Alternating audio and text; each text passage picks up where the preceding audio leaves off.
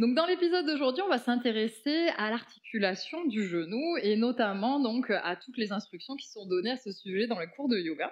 Donc la première instruction qu'on nous donne pour protéger l'articulation du genou et la stabiliser, c'est d'activer ses quadriceps. Donc activer ses quadriceps, qu'est-ce que ça veut dire? Donc, les quadriceps, ce sont les muscles qui sont donc à l'avant des cuisses. Quand on nous dit d'activer, ça veut dire qu'on va stimuler le muscle, mais on va pas le contracter à son maximum. Donc en général, on va plutôt le stimuler entre 30 et 40% de sa capacité. Donc pour faire ça, on va venir pousser avec nos pieds dans le sol.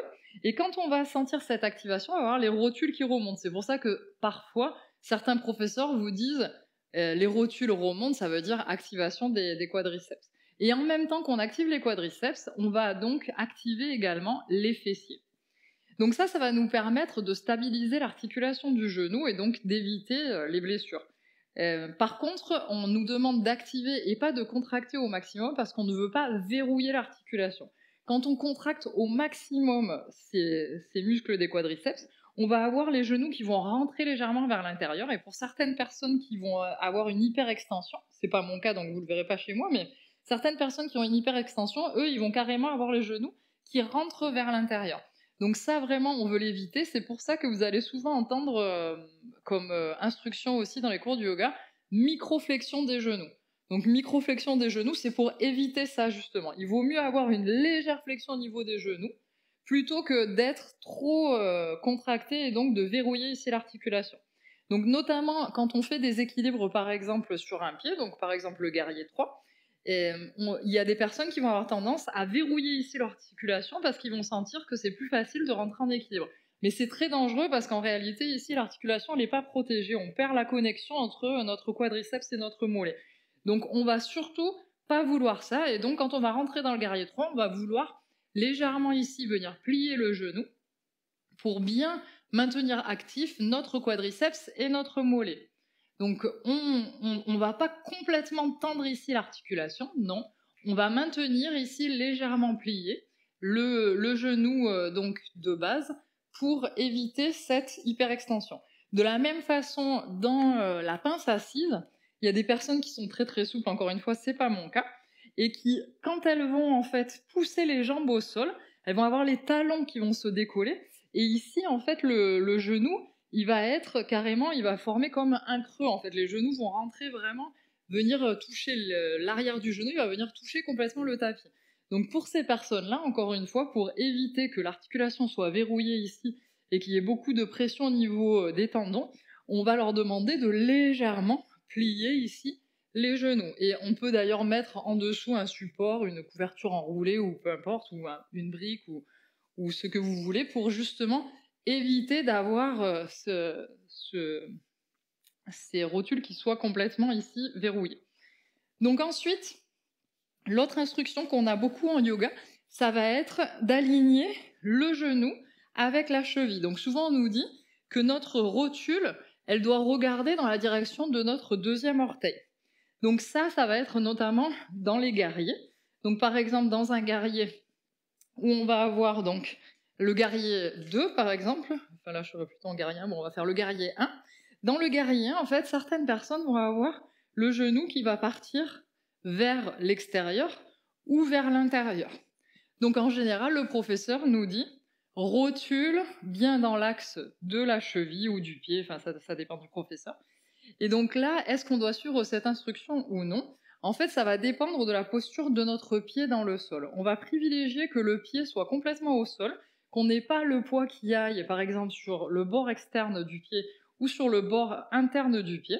Donc si, par exemple, on a le genou qui part légèrement vers l'extérieur, mais que notre pied au sol, il est bien ancré et qu'on n'a pas le poids qui va vers le bord extérieur du pied, à ce moment-là, on peut laisser le genou comme ceci. Si par contre, quand on a le genou qui part vers l'extérieur, on a aussi le poids qui vient vers le bord extérieur du pied, à ce moment-là, on remet le genou en place. Ensuite, autre instruction qu'on nous donne beaucoup en yoga, c'est de ne pas dépasser, par exemple dans un guerrier 2, de ne pas dépasser avec le genou la ligne de la cheville. Donc, est-ce que c'est dangereux d'aller un petit peu plus vers l'avant? Alors, c'est pas dangereux pour l'articulation en soi. Le problème, en fait, c'est que quand on va être plus vers l'avant, on va moins avoir le poids qui est réparti entre les deux jambes et donc le quadriceps avant, il va devoir beaucoup plus travailler. Donc tout dépend si vous avez la force nécessaire ou non, ça va être plus ou moins difficile de maintenir. En plus aussi, dans un guerrier 2, on nous demande de maintenir le torse droit et pas d'aller vers l'avant. Or, beaucoup de gens ont tendance à aller vers l'avant, donc si en plus vous avez le genou qui va vers l'avant, bah peut-être vous aurez encore plus tendance à aller vers l'avant. Après, ça ne veut pas dire que c'est dangereux, donc il ne faut pas faire une obsession sur ça, parce que quand on monte les escaliers, on dépasse toujours la cheville avec le genou et il ne se passe rien. Mais c'est simplement une instruction qu'on donne de façon générale pour essayer de bien exécuter la posture. Et si vous ne le faites pas exactement comme ça, il n'y aura pas de risque à long terme. Par contre, si vos pieds ne sont pas bien positionnés dans le sol, c'est ce qu'on verra dans le prochain épisode, si vous avez le poids qui n'est pas bien réparti sur le pied, là, vous pouvez vous faire mal aux articulations à force. Il y a aussi autre chose au niveau de l'articulation du genou. Par exemple, pour tous ceux qui est la posture, par exemple, du lotus complet, Padmasana, ça demande vraiment une ouverture de hanche qui est assez importante. Sinon, si vous n'avez pas l'ouverture de hanche nécessaire, vous allez peut-être pouvoir faire cette posture, mais en fait, votre genou, l'articulation, elle ne va pas, vous allez dévier un petit peu l'articulation parce que l'ouverture de hanche ne vous permettra pas d'ouvrir suffisamment les hanches pour pouvoir avoir le genou qui reste dans le même axe. En mettant votre pied ici, vous allez avoir en fait le genou vous allez avoir le tibia qui va être légèrement en travers par rapport au genou et ici c'est pas bon du tout pour cette articulation. Donc si vous n'avez pas l'ouverture de hanche nécessaire pour le lotus complet, ne le faites pas. Moi, c'est une posture, par exemple, que je fais très très peu souvent, parce qu'il y a énormément de pression au niveau des genoux. Donc, on peut méditer dans plein d'autres postures, comme Sukhasana, qui est parfaite pour ça, cette posture-là, ou la posture en tailleur. N'essayez pas absolument de vouloir faire des postures pour lesquelles votre corps n'est pas préparé, parce que vous risquez de vous faire mal. Donc voilà tout ce que je peux vous recommander. Et n'hésitez pas, si vous êtes intéressé par l'alignement des postures plus en détail, à télécharger donc l'e-book gratuit dont le lien est dans la description de la vidéo, dans lequel donc vous aurez l'alignement des postures, mais aussi les bienfaits, les contre-indications pour les postures, et l'alignement énergétique, donc le chakra qui est activé.